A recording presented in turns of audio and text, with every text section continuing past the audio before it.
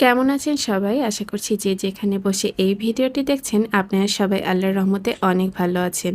আমরাও আলহামদুলিল্লাহ ভালো আছি। সন্ধ্যা লাগলেই আমার মেয়েটা বিভিন্ন ধরনের বায়না ধরে। ওকে এটা বানিয়ে দিতে হবে, ওর প্রিয় ওই খাবারটা বানিয়ে দিতে হবে। তো এরকম আর কি। তো আজকেও ওর খুব প্রিয় একটা খাবার বানিয়ে দিলাম। বিকাল থেকেই আমার মেয়েটা বায়না করছিল যে